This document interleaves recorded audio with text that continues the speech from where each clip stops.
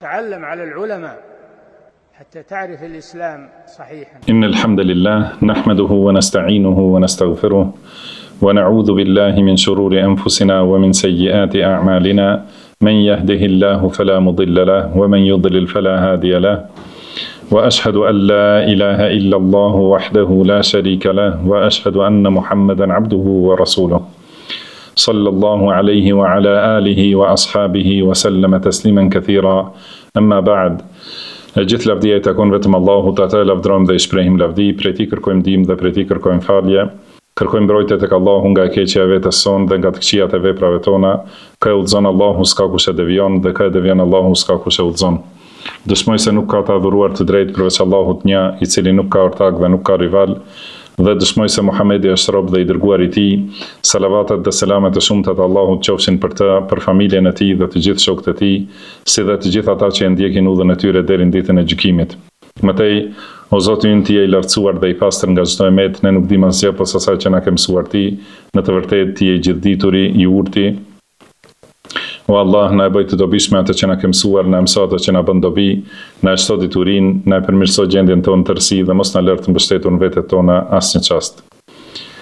Mëtej, vazhdojmë me lejen dhe me ndihmën e Allahut subhanahu wa taala në përmendjen e mësimeve nga tefsiri i ajeteve të Kuranit, dhe më tutje jemi në surën Al-Munafiqun në ajetet e fundit, ku Allahu i lartësuar te ajeti 9 ka thënë: Ja eyyuhalladhina amanu la tulhikum amwalukum wala auladukum an dhikrillah wa man yaf'al dhalika fa ulaika humul khasirun.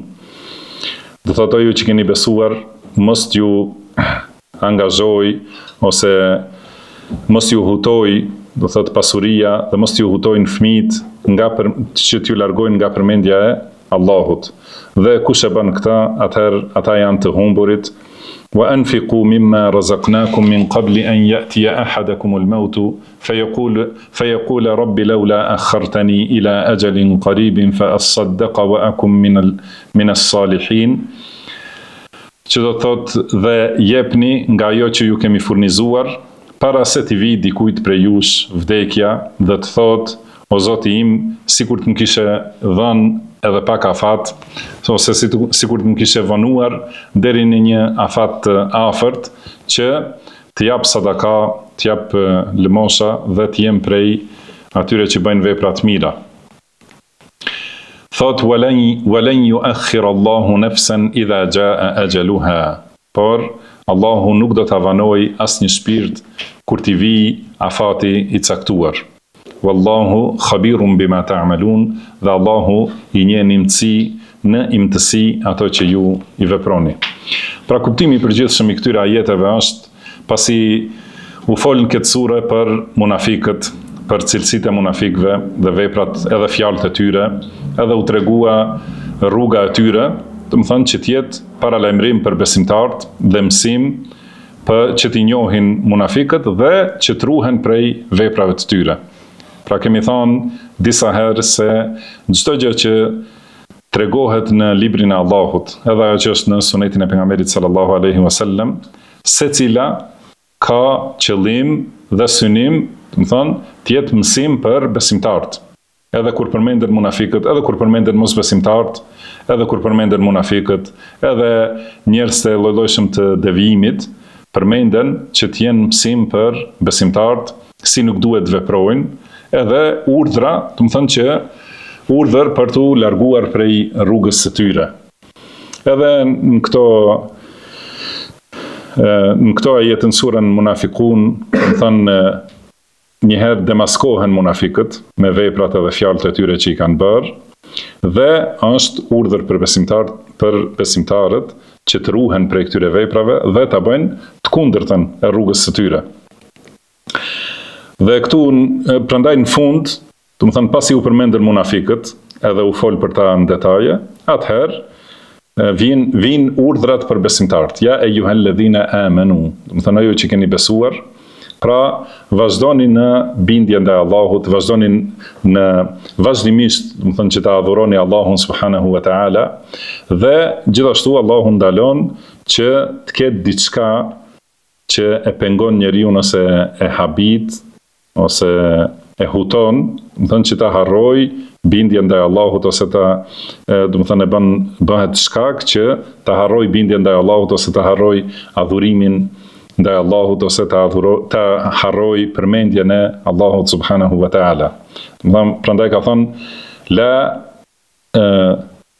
la tulhikum, do të thonë mos ju habitin ose mos ju hutojnë pasurit dhe fëmijët që ta lini përmendjen e Allahut. Edhe nëse dikant e angazhon pasuria dhe fëmijët e angazhojnë në atë mënyrë, në atë sasi ose në atë intensitet sa që ai harron përmendjen e Allahut, atëherë ka thënë fa ulaike humul khasirun. Do të thënë këta janë të humburit e vërtet. Pastaj Allahu subhanahu wa taala i nxit njerëzit që të bëjnë vepra të mira edhe të japin prej asaj që kanë mundësi, kur do të thënë duke e shfrytzuar mundësinë.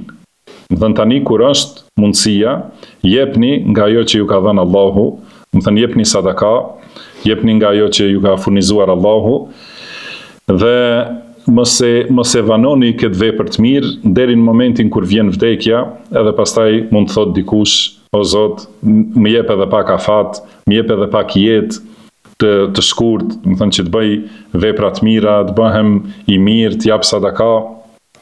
Mirë po, në ajetin e fundit thotë Allahu, nuk e vanon Allahu askënd pasi t'i vi çasti që i është caktuar për vdekje, edhe gjithashtu thotë se Allahu ka dituri gjithë përfshirëse, të plot dhe për secilin detaj të veprave tuaja. Në fillim, pra të këtyre ajeteve, në ajetin e 9, ka thënë Allahu, ja ejuhalladhina amanu, la tulhikum amwalukum wala auladukum an dhikrillah.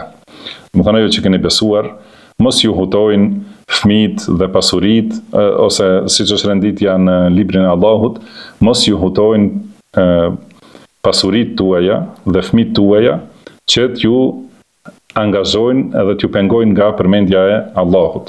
Tham, pasi u përmendën më herët në ajetet e mëparshme, munafikët, dhe fjalët e tyre që janë për t'u çuditur, do të thonë si ka mundësi të ekzistojë dikush që e thotë këtë, pra besimtari, kur i dëgjon fjalë të cilat i kanë thënë munafikët, ose fjalë që i thonë munafikët, besimtari i vërtet, do të thonë është i çuditur si ka mundësi të ekzistojë një njeri që e thotë këtë fjalë. Lëre më, do thotë që padyshim se nuk ndodh që besimtarit i thotë ato fjalë, dhe gjithashtu është edhe aq më larg, do të thonë që t'i ketë në zemër ose t'i besoj. Përmendëm, aty kanë thënë munafikët, la tunfiqu ala man inda rasulillah hatta yanfaddu. Do të thonë, mos u jepni atyre që janë tek i dërguari i Allahut sallallahu alaihi wasallam, që të largohen ata. Do të thonë ti largohen pejgamberit sallallahu alaihi wasallam. Pasi munafikët mendojnë se me që zemra e tyre është e mbushur vetëm me dashuri për dunjan, edhe çdo gjë që veprojnë është për interesat e dunjas, edhe namazin që e kanë falur. Do të thënë Allahu thot, yura'una an-nas wala yadhkuruna Allaha illa qalila. Do të thënë ata e falin namazin, idha qamu ila as-salati qamu kusala. Do të thënë kur ngrihen për ta falur namazin, ngrihen me përtaci. Pse? Pasi nuk e kanë atë për t'i arritur të mirat që janë të Allahu subhanahu wa ta'ala. Por yura'una an-nas, do të thënë e bëjnë këta për t'u dukur para njerëzve. Wala yadhkuruna Allaha illa qalila, do të thënë dhe nuk e përmendin Allahun përveç se pak. Do thotë edhe namazin e falin për interesat e dunjas. Edhe të gjitha veprat, edhe kur kanë shkuar bashkë me pejgamberin sallallahu alaihi wasallam edhe në luftë, ka qenë për interesat e dunjas. Dhe për këtë shkak, ata si thuhet, secili i gjikon tjetër si e ka zemrën vet. Edhe secili mendon për të gjithë njerëzit se janë si ai. Edhe munafikët mendojnë se ata që janë rreth pejgamberit sallallahu alaihi wasallam janë për ndonjë të mirë të dunjas. Prandaj kanë thënë, mos u mos shpenzoni për ta, mos jepni sadaka, që mos kenë këta që janë rreth pejgamberit sallallahu alaihi wasallam dhe që të largohen prej tij. Do të thënë fjalë të njëjta që i dëgjojmë vazhdimisht njerëz do thotë si tham munafikët, ata njerëz që janë që e adhurojnë dunjan edhe adhurojnë epshin, mendojnë se nuk ka mundësi njeriu asnjëherë të përpiqet për diçka ose të sakrifikojë diçka pa pasur ndonjë interes. Do thënë me siguri e paguan dikush. Ashtu thonë, nëse e shohin dikan që Allahu e ka udhëzuar edhe e ka kuptuar, për shembull lëshimin e mjekrës ose edhe madje edhe për te namazi, nëse është një ri i rregullt në xhami, menjëherë i thonë sa po të paguajnë.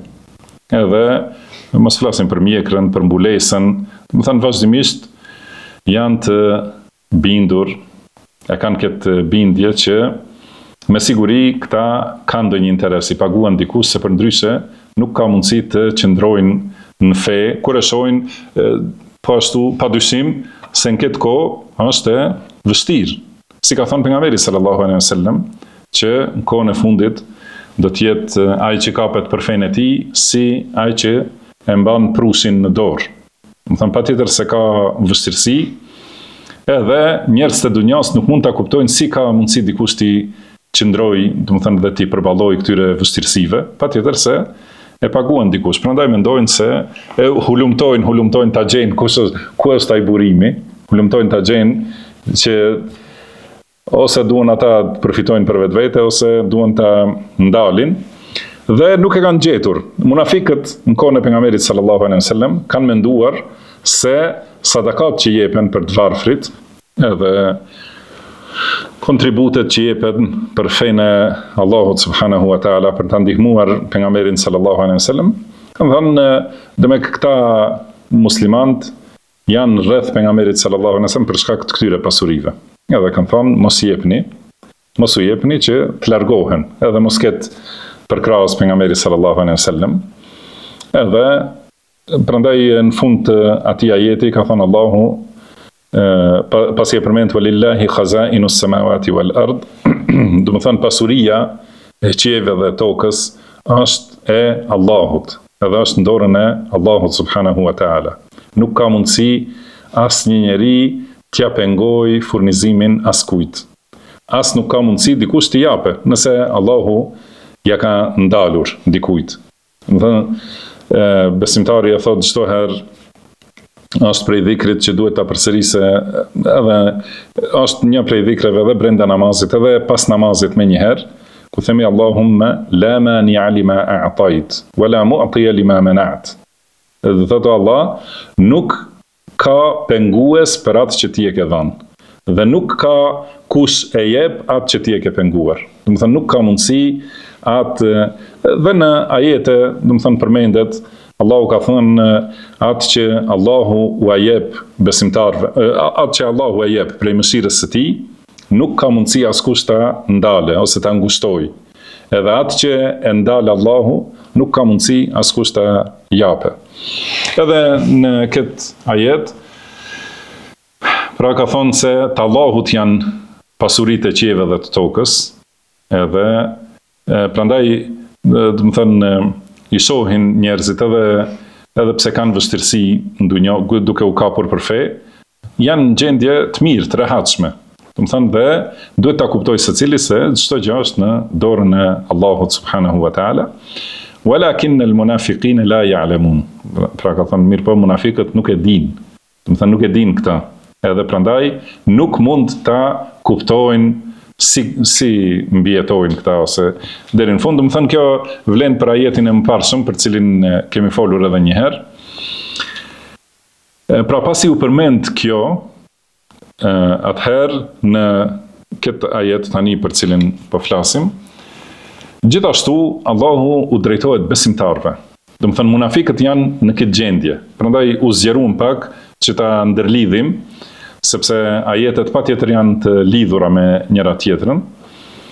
Dhe këtu thot Allahu i lartësuar, o ju që keni besuar, mos ju pengojnë pasurit dhe fëmijët nga përmendja e Allahut. Do të thonë mos u bëni si munafikët. Mos bëhet shkak angazhimi me pasurinë dhe fëmijët që ju të largoheni nga përmendja e Allahut subhanahu wa ta'ala. Edhe kush e bën këtë, ata janë të humburit. Pse ka thënë më në fund wa man yaf'al dhalika fa ulaika humul khasirun. Do të thonë kush e bën këtë, do thotë kush angazhohet me dunjan dhe e harron adhurimin e Allahut subhanahu wa ta'ala, këta njerëz janë të humburit. E ka përmendur, do të thonë se këta janë në humbje të vërtetë. Megjithse ata mendojnë se janë duke fituar. Do të thonë mendojnë se nëse siç mendojnë shumë prej njerëzve, mendojnë që nëse e fal namazin rregullisht dhe largohesh prej haramit, edhe si na thonë ju kjo haram, do të thonë si doni të jetoni, mendojnë nëse njeriu ruhet prej haramit edhe përpiqet ta fitojë pasurinë vetëm me halal dhe i kryen obligimet me të cilat e ka urdhëruar Allahu subhanahu wa ta'ala, mendojnë se kështu humbin. Prandaj nëse i lën këto, do të fitojnë. Nëse punon, do të thënë edhe në kohën e namazit, edhe në kohën e xumas, edhe punon edhe aty ku ka haram, do të thënë atëherë mendojnë se janë fitimtar dhe kanë fituar. Prandaj Allahu thotë fa ulaika humul khasirun, do të thënë në realitet këta janë humbës të vërtetë. Këta janë që kanë humbur realisht, edhe pse mendojnë se kanë fituar. Pasi pasuria edhe fëmijët janë sprov dhe testim për njeriu. Do të thënë a është testim, a do t'i përmbahet asaj që ka urdhëruar Allahu, a e falenderon Allahun për të mirat që ja ka dhënë, a ruhet prej asaj që ja ka ndaluar Allahu ose jo, dhe a bën vepra të mira. Do të thënë të gjitha janë testim, nuk janë qëllim në vete. Pra fitimi i pasurisë në dunja, edhe fëmijët nuk janë synim në vete, po janë mjet për t'ju afruar Allahut subhanahu wa ta'ala. Ka thënë Allahu innama amwalukum wa auladukum fitne, wallahu indahu ajrun azim.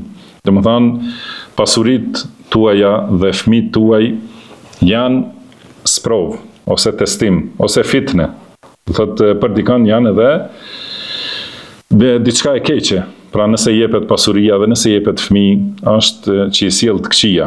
Kurse tek Allahu ka shpërblime të madhrishme, shpërblime madhështore. Prandaj për këtij ajeti shohim se besimtari, i cili ka iman, do të thënë imani i tij sjell që ai mos brengoset për pasurinë, dhe mos i kushtoj rëndësi ose mos i kushtoj vlerë ose madhështi pasurisë para madhështisë Allahut subhanahu wa ta'ala. Do të thënë prej asaj që e kërkon imani, pasi këtu i drejtohet Allahu besimtarve. Ja eyyuhalladhina amanu, o ju që keni iman. Edhe prej domosdoshmërive të imanit është që njeriu gjithmonë t'i jap përparësi kënaqësisë Allahut subhanahu wa ta'ala dhe madhështisë Allahut subhanahu wa ta'ala, dhe nuk njeriu që ka iman, do të thonë nuk ndjen, nuk vlerëson asgjë më të madhe se sa madhëria e Allahut subhanahu wa ta'ala. Dhe gjithashtu në këtë ajet do thotë qortohet ai njeri të cilin e ka habitur dhe e ka hutuar kërkimi pasurisë dhe angazhimi me fëmijët, që duke larguar prej përmendjes së Allahut subhanahu wa ta'ala. Pashtu ky ajet është udhëzim që njeriu ta shtojë dhikrin, përmendjen e Allahut ta shtojë edhe më shumë para vdekjes. Do thotë kur afrohen shenjat e vdekjes, edhe ato afrohen gradualisht gjatë gjithë jetës, vdekja afrohet. Pra padyshim se secili është duke shkuar në drejtim të vdekjes. Mirpo në moshë më të madhe, do të thonë shfaqen më shumë shenja, edhe në momentet e fundit të jetës, atëherë shfaqen edhe më shumë shenja të vdekjes. Prandaj në ato momente njeriu duhet të shtojë edhe më shumë përmendjen e Allahut subhanahu wa ta'ala. Do thotë ky ajet është për kujtim dhe mësim për këtë. Po ashtu ky ajet është argument se çdo gjë që të huton ose të angazhon dhe të pengon prej përmendjes Allahut, atëherë ai është armiku yt. Pa marrë parasysh në çfarë forme të vjen. Njëherë padyshim penguesi më i madh për njeriu për ta përmendur Allahun është shejtani. Ai është armiku më i madh. Edhe çdo gjë tjetër, qoftë edhe pasuria, edhe fëmijët që janë pengesë pengesë për t'i kryer obligimet para Allahut subhanahu wa taala, të gjithë ata janë armiqtë e tu dhe që të sillin të keqe, edhe në dunja edhe në ahiret. Dhe gjithashtu shtimi i përmendjes Allahut është fitimi i vërtet. Edhe aty është fitoria dhe shpëtimi. Do të thënë përmendja më shumët e Allahut subhanahu wa taala, shtimi i dhikrit, edhe lidhja me adhurimin ndaj Allahut subhanahu wa taala, aty është fitimi i vërtet dhe fitoria e madhe dhe shpëtimi i vërtet. Kurse angazhimi me diçka tjetër për t'u larguar prej përmendjes Allahut është e dëmshme për njeriu dhe është humbje për njeriu. Kuptohet se dashuria ndaj pasurisë dhe ndaj fëmijëve është diçka e natyrshme te njeriu. Do të thënë secili shpirt e ka këtë dashuri dhe askush nuk mundet ta mohojë. Do të thënë e vërteta është se secili e do pasurinë edhe secili do fëmijët. Mirpo nëse i jepet pasuri, nëse i jepet përparësi kësaj dashurie, atëherë aty është, do të thënë përparësi, i jepet përparësi më shumë se dashurisë ndaj Allahut, aty është humbja e vërtetë dhe humbja e madhe. Gjithashtu në të njëjtën kohë ky ajet, pra ka thënë Allahu ja eyyuhalladhina amanu la tulhikum amwalukum wala auladukum an dhikrillah. Thotë o ju që keni besuar, mos ju pengojnë, mos ju hutojnë pasuritë dhe fëmijët që t'ju largojnë nga përmendja e Allahut. Wa man yaf'al dhalika fa ulaika humul khasirun. Do të thënë ata që e bëjnë këtë janë të humbur. Kjo tregon se angazhimi dhe kanë thënë disa prej dietarëve, pra e shohim nga përsosmëria e fjalëve që janë në librin e Allahut. Edhe këtu nuk ka thënë la tushghilkum. Edhe kjo është shumë e rëndësishme në aspektin gjuhësor, sepse normalisht njeriu do t'i shkojë mendja që ta kishte përdorur këtë fjalë. Pra mos ju angazhojnë, si themi ne, mos ju angazhojnë fëmijët edhe pasuria. Mirë po nuk ka thënë mos ju angazhojnë, po ka thënë mos ju hutojnë që ta harroni përmendjen e Allahut. Do thotë që do të thonë se angazhimi në realitet, angazhimi me fëmijët edhe me pasurinë nuk është i ndaluar. Do të thënë që njeriu të angazhohet për ta fituar pasurinë me halal, të angazhohet për për lidhje të mirë me fëmijët edhe sjellje të mirë, edhe edukim të mirë. Do thotë ajo nuk është e ndaluar, por bëhet e ndaluar nëse kjo është shkak për largim prej asaj që e ka obligim njeriu para Allahut subhanahu wa taala. Këtu ne e kaluam të përmendim fjalën dhikr, që është në këtë ajet, ka disa mendime për çka është qëllim. La tulhikum an dhikrillah, do të thënë mos ju mashtrojnë pra pasuritë dhe fëmijët dhe mos ju largojnë nga përmendja e Allahut.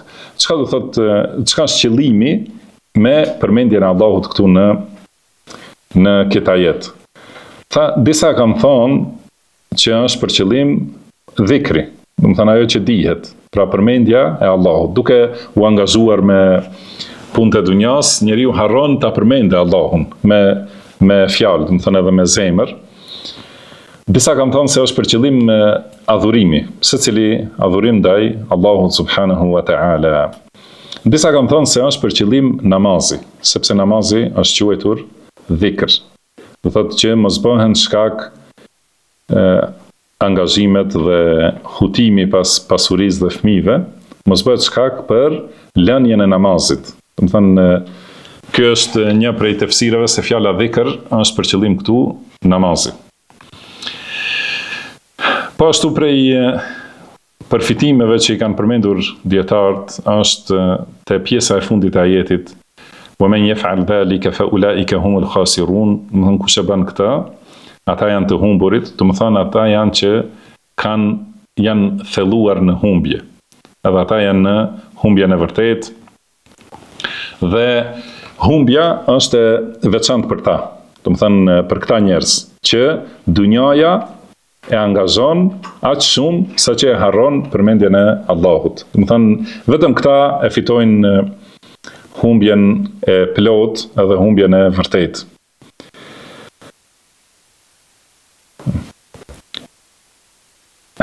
Tham për në lidhje me angazhimin, kur nuk është, do të thonë kur është angazhimi pa i dhënë përparësi atij angazhimi para përmendjes Allahut ose adhurimit ndaj Allahut subhanahu wa taala, nuk është i qortuar.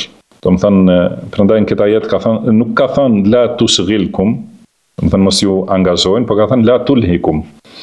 Kurse angazhimi, fjala shughl, është përmendet edhe me kuptim pozitiv, do të thonë kurse fjala ilha, do të thonë kjo është nëse e studiojmë gjuhën arabe, fjala ilha do thotë është me kuptim negativ, këtu la tulhikum, edhe në surën Tekathur, elhakumut tekathur. Do të thonë ju ka habitur ose ju ka hutuar garimi për shtim. Do të thonë garat që kush të ketë më shumë prej dunjas, në të gjitha rastet është me kuptim negativ, kurse fjala shughl do thotë mund të jetë edhe me kuptim të mirë, si ka thënë pejgamberi sallallahu alaihi wasallam, inna fi s-salati la shughlan. Do të thonë namazi është një angazhim. Dhe ka thënë Allahu për banorët e xhenetit, inna ashabal jannati al-yawma fi shughlin fakihun. Do thotë banorët e xhenetit sot janë në angazhime dhe kënaqësi. Do të thonë janë të angazhuar me shijimin e kënaqësive të xhenetit. Kurse ilha, si tham, që hutimi ose hutia, në ta nuk ka asnjë hajër. Do të thonë gjithmonë është i qortuar. Prandaj Allahu e ka ndaluar atë që është me të vërtetë që meriton të ndalohet. Pra e ka ndaluar hutimin, nuk e ka ndaluar angazhimin. Do të angazhim që është në suazat të asaj ligjores sipas shariatit të Allahut subhanahu wa taala. Imam Ibn al-Qayyim ka përmendur në librin Smundja dhe ilaçi për llojet e dashurisë dhe ka thënë një prej llojeve është dashuria e natyrshme. Do të thënë dashuri natyrore që gjendet në zemrën e secilit njeri. Do të thënë kur zemra anon ka ajo që i përshtatet, që është në natyrën e tij. Si për shembull dashuria e të eturit për ujin. Do të thënë siç e do i eturi ujin, ose siç e do i urituri ushqimin, ose dashuria për gjumin, ose për bashkëshorte, ose për fëmijë. Do të thënë të gjitha këto janë dashuritë natyrshme dhe nuk qortohet njeriu me këto, ose nuk qortohet për këto, nuk qortohet për nëse i do këto çështje, pra nuk qortohet për këtë dashuri natyrshme, përveç nëse ajo e largon njeriu dhe pengon ose huton, do të thonë që e pengon prej përmendjes së Allahut subhanahu wa taala. Dhe nëse kjo dashuri e zë vendin e dashurisë ndaj Allahut, atëherë kjo është e qortuar. Përndryshe, në esencë nuk është e qortuar. Edhe pastaj ka përmendur këtë ajet për cilin po flasim. Po ashtu ka thonë te vlerat e dhikrit te libri El-Wabilu s-Sajib, shiu i bollshëm, ka përmendur shumë çështje që e tregojnë vlerën e dhikrit. Ka thonë se janë rreth 100 veçori që tregojnë për vlerën e madhe të përmendjes së Allahut subhanahu wa taala. Një prej tyre ka thonë se dhikri, përmendja e Allahut, është siguri prej nifakut. Do të thënë siguron njeriu që mos bjerë në nifak. Sepse munafiqët janë ata që e përmendin fare pak Allahun subhanahu wa taala. Ka thonë Allahu ka thonë për munafiqët, wala yadhkuruna Allaha illa qalila. Do të thënë ata nuk e përmendin Allahun përveç se fare pak. Dhe kanë thonë disa prej selefëve, men akthara dhikra Allahi azza wa jall bari'a min an-nifaq. Do të thënë kush e shton përmendjen e Allahut edhe përmend Allahun më shumë, ai është i pastruar prej nifakut, edhe nuk ka nifak. Edhe thot Imam Ibn al-Qayyim, prandaj wallahu a'lam, do të thënë gjithmonë kur flasim për qëllimet do të thënë i bie qëllimi i Allahut me këtë fjalë, ose qëllimi i Allahut me renditjen e këtyre fjalëve, pra thot Imam Ibn al-Qayyim, wallahu a'lam, Allahu e di më së miri, mirë po nga ajo që e kuptojmë nga konteksti i fjalëve dhe radhitja e ajeteve, ne shohim se në fund Allahu e ka përfunduar surën Munafiqun me këtë ajet: ja ayyuhalladhina amanu la tulhikum amwalukum wala auladukum an dhikrillah. Do thot pasi ka folur për munafiqët, atëherë ka thonë mos e humbni dhikrin, përmendjen e Allahut, që do të thonë që mos jeni prej munafikëve. Edhe thot pra pasi në këtë sure kishte paralajmërim kundër munafikëve, të cilët e kanë harruar përmendjen e Allahut, edhe kanë rënë në nifak. Atëherë besimtarëve ka thonë mos e harroni përmendjen e Allahut. Edhe thot dikush prej sahabeve është pyetur për Khawarijt, ka thonë a janë munafik ata? Ka thonë jo. Munafik janë ata të cilët nuk e përmendin, ose ka thonë munafikët nuk e përmendin Allahun përveç se fare pak. Do thot përmendja e pakt ose dhikri i pakt është shenjë e nifakut, kurse dhikri i shumt është siguri që njeriu mos bjerë në nifak. Edhe thot Imam Ibn al-Qayyim, wallahu azza wa jalla akramu min an yabtaliya qalban dhakiran bin nifaq. Do të thënë Allahu i lartësuar është më i lartë, do të thënë i pastër nga kjo emet, është Allahu i ndershëm dhe fisnik dhe bujar, dhe nuk e sprovon zemrën që ka shumë dhikr, nuk e sprovon me nifaq. Atë zemër që vazhdimisht e përmend Allahun, pra Allahu nuk ja dërgon këtë sprovë. Wa innama dhalika liqulubin ghafalat an dhikrillah.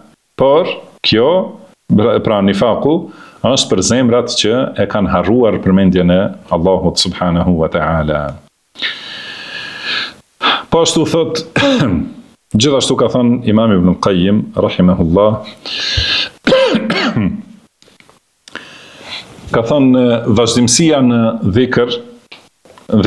përmendje, vazhdimësia në përmendjen e një gjëje është shkak për shtimin e dashurisë. Do të thonë vazhdimisht kur përmendet, edhe e shohim secilën çështje kur duan njerëzit, kur duan këta propagandistë, do të thonë që ta fusin në mendjet edhe në zemrat e njerëzve, vazhdimisht e përmendin. Edhe njerëzit kur i shohin të gjithë duke i përmendur lojtarët ose artistët ose kështu, do të thënë i duan. Se përmendja e shumt e një gjëje shkakton dashuri ndaj asaj. Kurse Allahu subhanahu wa ta'ala është më meritori për dashuri të plot, të përsosur. Edhe ai është meritori vetëm që t'i drejtojnë robrit adhurimin, edhe që vetëm atë ta madhrojnë dhe ta madhështojnë dhe ta duan me dashuri të plot absolute, do të thënë pa asnjë mangësi, e gjithë dashuria e robit duhet t'i drejtohet Allahut subhanahu wa ta'ala. Atëherë, prandaj dhikri i shumt, përmendja e shumt, është gjëja më e dobishme për robin. Dhe armiku i vërtet i robit është ai që e pengon nga përmendja e Allahut. Do thotë, këto është shumë me rëndësi t'i kemi parasysh, do të thënë edhe një herë, kur përmendet diçka shumë, do të thënë shtohet dashuria për të. Kurse Allahu subhanahu wa ta'ala është meritori absolut për dashurinë e plot të robit ndaj tij subhanahu wa ta'ala, edhe për adhurim të plot, kështu që dhikri i shumt është gjëja më e dobishme për njeriu. Edhe humbja e dhikrit, do të thonë është gjëja më e dëmshme. Për këtë shkak, armiku i vërtet i njeriu është ai që e pengon njeriu nga përmendja e Allahut. Edhe për përmendjen e Allahut kemi folur, thotë libri Shiu i Bollshëm, për llojet e përmendjes, edhe një prej formave më të mira të përmendjes Allahut është pikërisht mësimi për fenë e Allahut. Do të thënë kjo është mësimi për emrat dhe cilësitë e Allahut, mësimi për normat që i ka shpallur Allahu subhanahu wa taala, mësimi për dhuntitë e Allahut të lartësuar e kështu me radhë. Do të thënë ky është dhikri më i vlefshëm, edhe më i dobishëm për njeriu. Edhe ai njeriu ose ajo gjë që të pengon nga mësimi i fesë Allahut, më thënë padyshim se është armiku i vërtet dhe armiku më i dëmshëm për njeriu. Se thot Allahu e ka urdhëruar për përmendje të shumt, për dhikr të shumt, ka urdhëruar në Kur'an, edhe këtë ka bërë shkak për shpëtim. Ka thënë wadhkurullaha kathiran la'allakum tuflihun. Do të thonë përmendeni Allahun shumë që të shpëtoni. Dhe ka thënë ja ejuhalladhina amanu udhkurullaha dhikran kathira. O ju që keni besuar, përmendeni Allahun shumë. Dhe i ka lëvduar ata që e përmendin, ka thënë wadhakirin Allaha kathiran wadhakirat, edhe ata që e përmendin Allahun, ata të cilët e përmendin Allahun shumë, dhe ato të cilat e përmendin Allahun shumë. Do të thonë për këta Allahu ka përgatitur falje dhe shpërblime të shumta. Pashtu ka thënë ja ejuhalladhina amanu la tulhikum amwalukum wala auladukum an dhikrillah.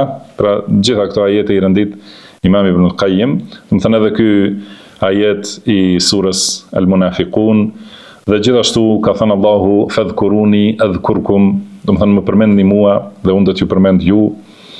Dhe në ajetet tjera do thotë përmendja e Allahut, edhe si tham një prej mënyrave ose më e mira prej mënyrave për përmendjen e Allahut është mësimi i fesë së tij, mësimi i emrave dhe cilësive të tij, mësimi i tauhidit, mësimi i normave të shariatit, mësimi i etikës dhe sjelljes që duhet ta ketë besimtari, edhe kundrejt Allahut, edhe kundrejt krijesave të Allahut. Do të thënë gjitha ato janë një prej formave më të mira ose forma më e mirë e përmendjes së Allahut subhanahu wa ta'ala.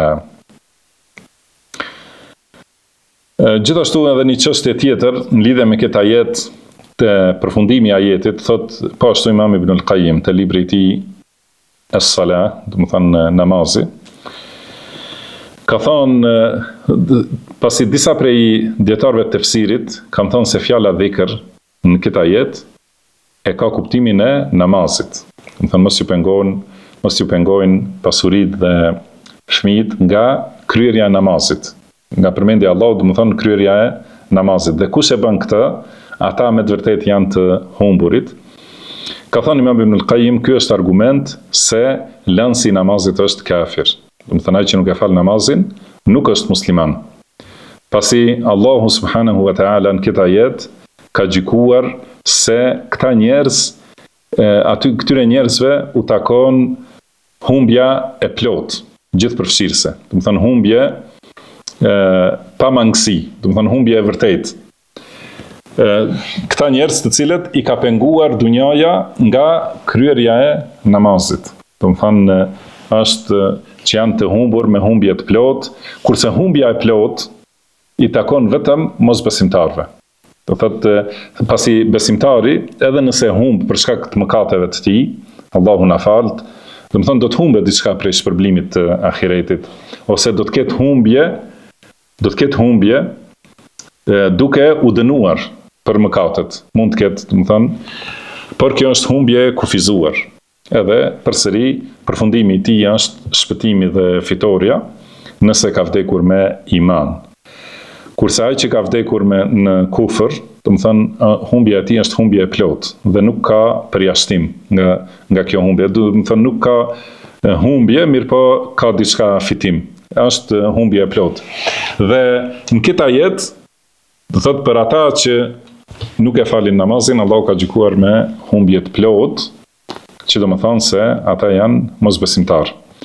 Dhe që ta dim se është humbja e plot në këtë ajet, mos thot dikush se do thot nga gjetet që bëhet fjalë për humbje të plot.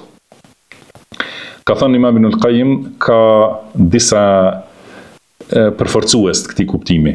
Do thot në aspektin gjuhësor, edhe dietarët e fesë, do thënë janë dietarët më të mëdhenj të gjuhës, Nëse shohim në aspektin gjuhësor, do të thonë ka 4 përforcues që tregojnë se humbja e këtyre njerëzve është humbje e plotë. Njëherë se është përmendur humbja në formën e emrit këtyre, do të thonë gjuhësisht ose në aspektin gramatikor. Pra nuk ka thonë ata janë në humbje ose ata humbin, mirë po ata janë emërtuar me emrin e humbjes. Do të thonë ulaika humul khasirun. Do të thonë ata janë humbësit. Do thotë ata janë që do thotë se kjo është një cilësi që nuk u ndahet asnjëherë. Që do të thonë pra atyre u takon ky emërtim humbës. Pastaj ky është një përforcues. Përforcuesi tjetër është se është përmendur ky emër i shquar, domethënë arabisht me el khasirun. Domethënë pra kur shquhet diçka e përforcon edhe e bën se është në nivel më të lartë, sigur për shembull, ka thënë Imam Ibn Qayyim nëse thot Zeidun el alimus salih. Domethënë nëse thot Zeidi është dietari i mirë. Do të thonë që ai është kur e thuan këtë formë të shquar, do thotë se askush nuk është sigur ai. Edhe këtu kur thuhet ata janë humbësit, do të thonë se askush nuk ka humbje të tillë si ata. Po ashtu përforcuesi i tretë është se edhe kryefjala edhe kallëzuesi janë të shquara. Edhe kjo tregon përforcim të kuptimit, si është në ajetet të tjera në shumë vende. Për shembull, wa ulaika humul muflihun për besimtarët, ata janë të shpëtuarit. Do të thonë që nuk shpëton askush tjetër përveç se ata. Edhe në këtë ajet, ulaika humul khasirun, do të thonë ata janë të humburit. Pra nuk ka askush humbje siç kanë ata. Dhe në ajet tjetër ka thonë Allahu wal kafiruna humudh zalimun. Do të thonë mosbesimtarët ata janë të padrejtit. Dhe në vende tjera në Kur'an, përforcuesi i katërt ka thonë që është futur një përemër mes kryefjalës dhe kallëzuesit. Ulaika është kryefjala, el khasirun është kallëzues. Mes këtyre ka hum. Do të thonë kjo është në gjuhën arabe nënkupton përforcim të kuptimit. Si është në ajetet të tjera ka sjell shembull Imam Ibn Qayyim, për shembull te ajeti wa inna Allaha lahuwa al-ghaniyyul hamid. Do të thonë Allahu ai është i pasuri dhe i lavdishmi. Edhe wallahu huwa as-sami'ul alim. Do të thonë Allahu ai është gjithdëgjuesi i gjithdijshmi. Wa innahu huwa al-ghafurur rahim. Me të vërtetë ai kjo i bie si përsëritje 2 herë, me të vërtetë ai është falësi, mëshiruesi. Do thotë në gjitha këto forma të shprehurit tregohet përforcimi i kuptimit. Pra për këtë shkak, duke e marrë parasysh kuptimin dhe renditjen e fjalëve kështu me radhë, pra këtë argumente merr Imam Ibn Qayyim rahimahullah për treguar se mosfalja e namazit është kufër dhe dalje prej islamit. Po, gjithashtu kjo fjalë tregon se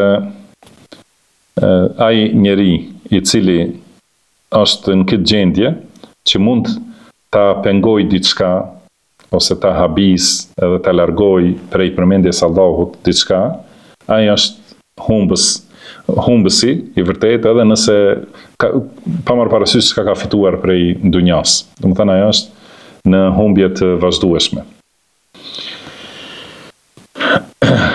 Pasi i ka ndaluar Allahu munafikët, ose pasi munafikët kanë ndaluar, domethënë e kanë penguar njëri tjetrin dhe i kanë ndaluar edhe të tjerët që t'japin për besimtarët që janë rreth pejgamberit sallallahu alaihi wasallam. Dhe pastaj Allahu do që ti urdhroj besimtarët të japin. Do thënë munafikët kanë thonë mos jepni. Kurse Allahu do t'i urdhroj besimtarët që të japin. Atëherë përpara se të vijë urdhri, pasi janë përmendur munafikët, ka ardhur ky ajet që thot mos u mashtroni edhe mos t'ju hutojnë pasuritë e dunjas. Do të thënë njëherë është këshill dhe orientim për besimtarët, para se të vi urdhri në ajetin tjetër që thot wa anfiqu mimma razaqnakum, do të thënë jepni nga ajo që ju kemi furnizuar. Dhe përpara se të kalojmë te ajeti tjetër, kanë përmendur disa prej dietarëve që pse janë veçuar këtu pasuritë dhe fëmijët, do të thënë te ky ajet. Pasi ka thonë mos ju pengojnë pasuritë dhe fëmijët nga përmendja e Allahut. Kuptohet se çdo gjë që pengon nga përmendja e Allahut është e dëmshme, por pse janë veçuar vetëm këto dy çështje? Kam thënë se pasuria është ajo që më shumti u drejtohen njerëzit. Do të thënë asaj pasurisë më shumë u drejtohen zemrat e njerëzve dhe duan që ta shtojnë edhe të punojnë për të arritur pasurinë, edhe vazhdimisht angazhohen me mendime, mendojnë se si të fitojnë, si ta shtojnë, si ta rrisin pasurinë. Dhe në këtë mënyrë, të më thënë, koha që angazhohet me çështjen e pasurisë është më e madhe se çdo lloj angazhim tjetër. Do të thënë, atë kohë që harxhon njeriu i angazhuar me pasurinë është më e madhe se çdo kohë tjetër me të cilën angazhohet, madje edhe më shumë se sa me fëmijët. Do të thënë, prandaj është përmendur një herë pasuria, pastaj fëmijët. Dhe pasi do thot pasuria e angazhon njeriu dhe e pengon nga përmendja e Allahut në fazën e fitimit të pasurisë, edhe grumbullimit ose shtimit, pastaj gjithashtu e angazhon në fazën e ruajtjes, edhe do të thënë deponimit të pasurisë ose ruajtjes edhe që mos harxhohet, edhe ky është angazhim tjetër. Do thotë prandaj kjo e bën që njeriu ta harrojë përmendjen e Allahut dhe e bën që të harrojë se duhet ta shpenzojë pasurinë për atë që ka urdhëruar Allahu subhanahu wa taala. Kurse për fëmijët, po ashtu angazhimi me fëmijët, edhe kujdesi për ta, edhe rregullimi i çështjeve të tyre, dhe kalimi i kohës për tu shoqëruar, si më thon, për tu afruar me fëmijët, do thotë ato, si tham më herët, nuk janë të ndaluara fillimisht, por nëse ky angazhim, do të thon, bëhet shkak që njeriu të largohet nga përmendja e Allahut, të largohet nga namazi, do të thon, ose mos i kujtohet Allahu, thot kur vjen para një harami në lidhje me fëmijët e kështu me radhë, edhe atëherë edhe kjo gjithashtu ndodh shpesh te njerëzit, edhe kjo është më e shpeshta, do të thënë, si tham, te angazhimi me pasurinë dhe te angazhimi me fëmijët është më e shpeshta që njeriu harron të kujdeset, do të thënë, a bën halal ose haram. Edhe harron gjithashtu t'i kryej obligimet që i ka duke u angazhuar me fëmijët. Për këtë shkak janë përmendur këto dyja që janë angazhimet më të mëdha edhe më të afërta në zemrën e njeriut. Edhe kjo nënkupton se çdo gjë tjetër gjithashtu, pa marrë parasysh çka është, edhe ajo që është një prej punëve më të ulta, do të thënë është loja që e largon njeriu nga përmendja e Allahut. Kuptohet se ajo është haram, padyshim nëse loja, argëtimi, ose për shembull bixhozi është përmendur edhe është përmendur alkooli në Kur'an. Do të thënë gjitha këto janë që e largojnë njeriu nga përmendja e Allahut. Por pasi është ndaluar kjo që është në esencë ose në bazë është e lejuar. Edhe kjo që është më e afërt për zemrat e njeriu, kuptohet se çdo gjë tjetër që pengon nga përmendja e Allahut është e dëmshme dhe është haram. Pastaj në ajetin në vazhdim, thot Allahu i lartësuar, wa anfiqu mimma razaqnakum min qabli an ya'tiya ahadakum al-maut fa yaqula rabbi laula akhartani ila ajalin qarib. Pra jepni nga ajo që ju kemi furnizuar, para se t'i vi dikujt prej jush vdekja dhe të thot, o Zoti im, sikur të më kishe vonuar edhe pak deri në një afat të afërt, që t'jap sadaka, t'jap lëmosha dhe t'jem prej të mirëve, do të thonë të bëj vepra të mira.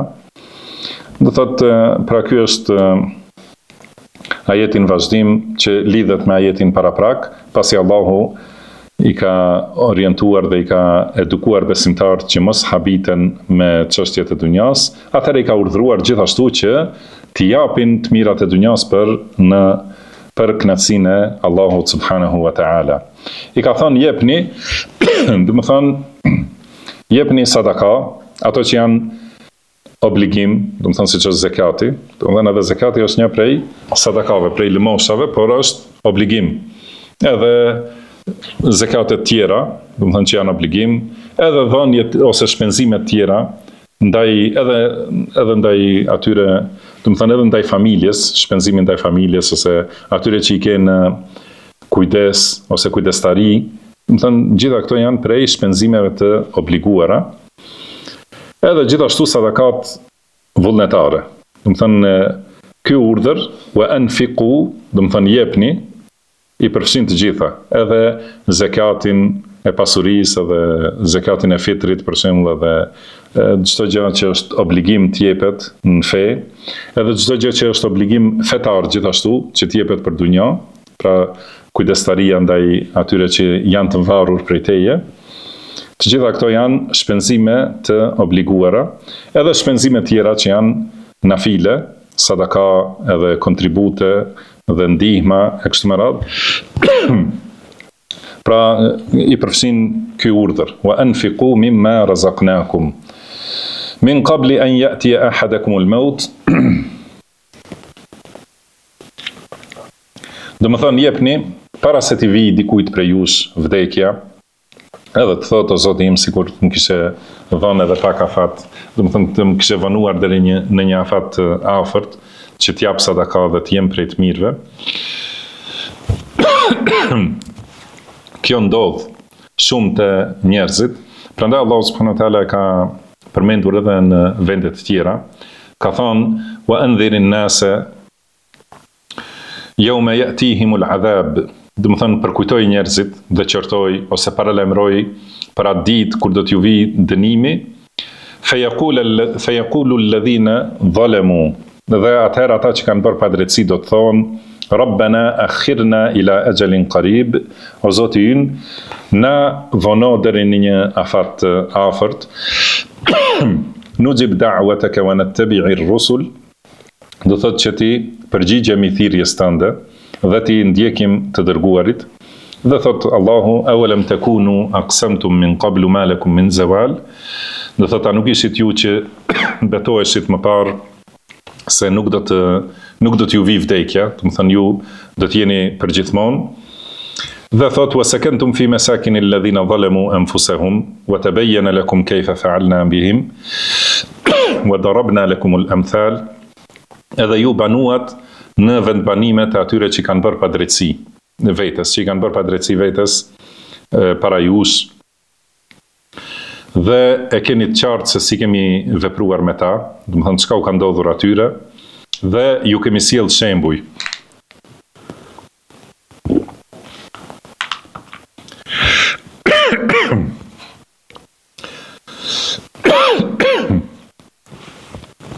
Do të thonë të gjitha këto janë përkujtime për njeriu se duhet të veproj para se të vijë ky moment, para se të vijë momenti në të cilin nuk ka kthim.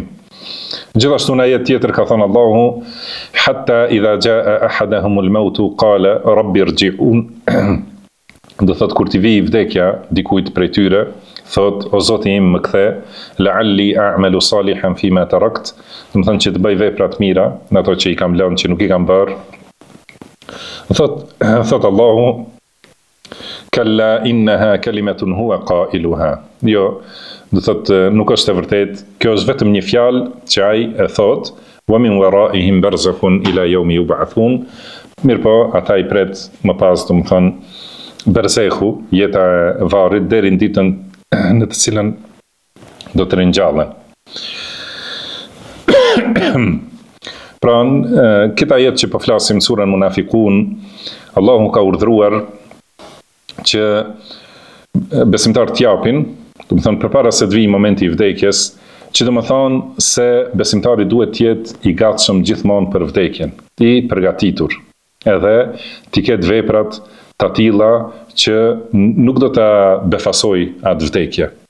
Pasi secili që le mangësi në atë që është haki i Allahut, do të thënë dhe nuk i kryen obligimet ndaj Allahut subhanahu wa taala, secilit i vjen vdekja befas. Edhe në atë momentin kur vjen, atëherë dëshiron që të vazhdojë edhe pak, edhe të bëj vepra të mira, edhe t'i rregullojë çështjet që i ka lënë mangët. Mirpo në atë moment, në atë afat të prerë, nuk ka më kthim. Edhe nuk i takon askujt që të kërkojë, do thotë, shtyrje të atij afatit, të cilin Allahu e ka prerë, edhe nuk ndryshon. Për këtë shkak, besimtari duhet të jetë gjithmonë i gatshëm për këtë afat, edhe të jetë i përgatitur me vepra të mira, me sadaka, me përmendje të shumtë të Allahut subhanahu wa taala. Dhe gjithashtu ky ajet po ashtu është për kujtim që njeriu të nxitojë të bëj veprat e mira kur i ka mundësitë. Pra siç e dim se vdekja është ndërprerje për secilën mundësi, edhe nuk ka më vepra me ardhin e vdekjes. Kjo është e qartë, mirë po ka edhe pengesat tjera para vdekjes. Do të thënë që i vjen njeriut, i vjen varfëria, ose vjen lufta dhe frika, ose vjen smundjet, dhe nuk ka mundësi t'i bëj pastaj ato vepra që do të kishte dëshiruar t'i bëj. Për këtë shkak, njeriu duhet të nxitojë në shfrytëzimin e mundësive. Do të thënë në atë moment që Allahu të ka dhënë shëndet, do të duhet vraposh për dhe të nxitosh, do të thënë për ta adhuruar Allahun. Në atë moment që Allahu të ka dhënë mundësi ose kohë të lirë, edhe mundësi për memorie dhe kuptim, të nxitosh për ta mësuar fenë e Allahut.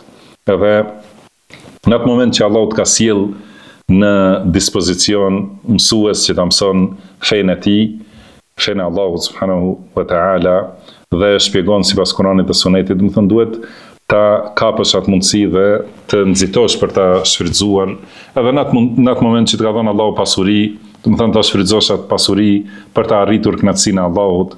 Dhe kështu në secilën mundësi, sepse do të vijë një moment që do të mbarojë ajo mundësi. Edhe atëherë nuk vlen edhe nuk ka vlerë ajo keqardhja, edhe pendimi pse nuk veprova kështu, pse nuk bëna, do të thënë kur i kisha mundësitë. Prandaj njeriu duhet të nxitojë sepse nuk e di kur do t'i vijë pengesa. Dhe më e rëndësishme është që nuk e di se kur do të vijë vdekja. Për këtë shkak duhet të jetë i gatshëm dhe i përgatitur gjithmonë. Po ashtu këtu në këtë ajet Allahu subhanahu wa taala ka thënë anfiqu mimma razaqnakum. Do të thënë jepni nga ajo që ju kemi furnizuar. Që do të thonë se dhënia e sadakave është falënderim për dhuntitë e Allahut. Do të thënë pasi Allahu ta ka dhënë atë të mirë, do të thënë duhet të shfrytëzohet ajo e mirë për ta arritur kënaqësinë e Allahut. Dhe kjo është, do të thënë është falënderim, sepse falënderimi i dhuntive bëhet me zemër, edhe bëhet me gojë, duke treguar se ato të mira janë prej Allahut, dhe bëhet me vepra, duke i shfrytzuar këto dhunti në atë që e kënaq Allahun subhanahu wa taala. Kurse e kundërta është përbuzje të mirave dhe mohim i mirësisë, mos mirënjohje, nëse e shfrytëzon të mirën që ta ka dhënë Allahu për të bërë mëkate edhe shkelje të urdhrave të Allahut subhanahu wa taala. Nga ana tjetër, gjithashtu ky ajet është argument se Allahu nuk e ka ngarkuar askënd përtej mundësive që i ka. Do të thënë, ka thonë jepni nga ajo që ju kemi dhënë. Thotë për secilin urdhër që e ka dërguar Allahu, ka dhënë ndihmë për të. Dhe pasi janë mundësit, atëherë është kërkesa. Do të thënë, pasi ka mundësi njeriu ta kryej një ibadet, me që i ka ato mundësi, atëherë i vjen urdhri për ta kryer atë ibadet. Askujt nuk i bëhet padrejtësi, edhe askush nuk ngarkohet për te mundësive që i ka. Do të thënë, jepni nga ajo që ju kemi furnizuar. Edhe gjitha këto, do të thënë që njeriu mos thotë deri në momentet e fundit, kur t'i shoh sinjalet e vdekjes, edhe sheh se ka mbaruar jeta, atëherë thot të kthehem të baje ta përmirësoj veten, sepse më në fund thot Allahu walan yu'akhkhir Allahu nafsan idha jaa ajaluha. Do të thonë askush nuk vanohet kur të vi çasti, cilin e ka caktuar Allahu, dhe nuk mund ta shtyj asnjë moment, edhe gjithashtu nuk mund të vi më herët. Në çastin e vdekjes e ka caktuar Allahu dhe ai nuk vjen asnjë moment më herët, edhe asnjë moment më vonë nuk shtyhet. Dhe ka thënë wallahu khabirun bima ta'malun, dhe Allahu është i gjithdijshëm për çdo imtësi të asaj që ju veproni. Këtu, pra në këtë ajet, gjithashtu kjo është nxitje për nxitim. Do të thënë është nxitje nga Allahu që njeriu të nxitoj të bëj vepra të mira më herët, edhe kur ka kohë. Dhe pashtu është argument se secili që le mangësi do të pendohet në çastet e vdekjes. Do të thënë secili që ka pasur mangësi gjatë jetës së tij në adhurim ose në kryerje të obligimeve, ai kur të vi vdekja do të jetë njeri shumë, do të thënë që do të ketë keqardhje dhe pendesë, por në atë moment nuk bën dobi. Do të thënë nëse flasim për pendimin, pendimin për braktisjet mëkateve, pendimi pranohet derisa të arrijë shpirti në fyt, në gharghara. Mund të pendohet njeriu. Por kur vjen në gharghara dhe ka fillu vdekja, do thotë, atëherë nuk i bën dobi pendimi. Kurse ky tjetri kuptim për cilin po flasim është pendimi dhe keqardhja.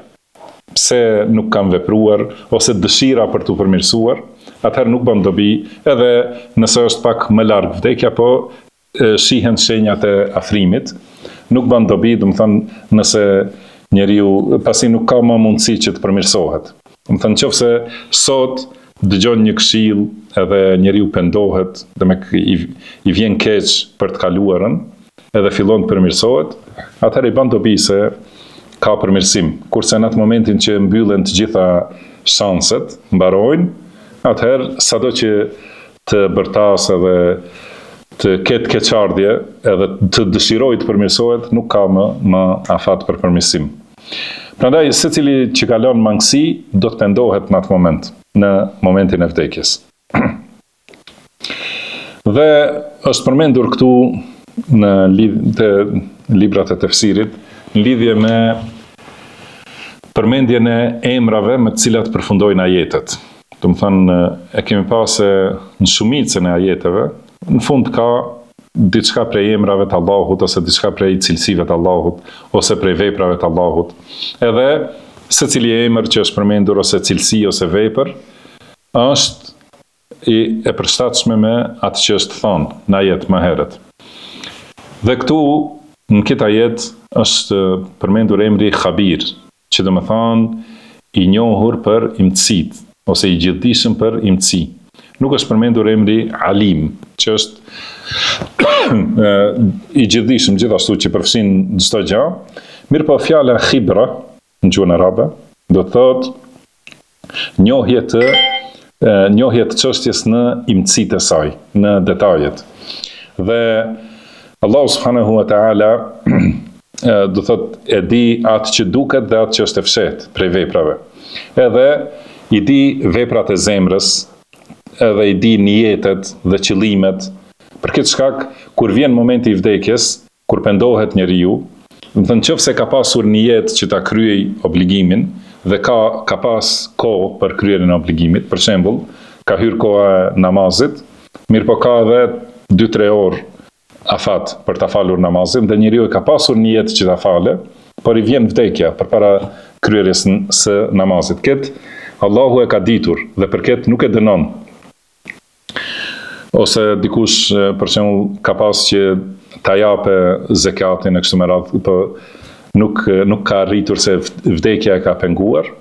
Atëherë do thotë të gjitha këto janë në diturinë e Allahut. Edhe emri Khabir, do të thonë wallahu khabirun bima ta'malun. Do të thonë Allahu është i gjithdijshëm për atë që veproni, e jep këtë kuptim. Do të thonë se Allahu i di të gjitha veprat tuaja, ato që i bën i haptas, ato që i bën i fshehtas, edhe ato që janë të padukshme, që janë veprat zemrës, të brendshme, edhe nijetet, edhe synimet, edhe vendimet që i merr njeriu, pra të gjitha i di Allahu subhanahu wa ta'ala, dhe kështu duhet ta di njeriu se nëse i hik ndonjë vepër, por kur ka qenë i arsyetuar edhe i vjen vdekja, nuk ka dënim për këtë, por gjithashtu edhe e di Allahu subhanahu wa ta'ala njeriu që ka pasur qëllim, ndoshta edhe qëllim të keq, edhe e ka arritur vdekja para përmirësimit të kësaj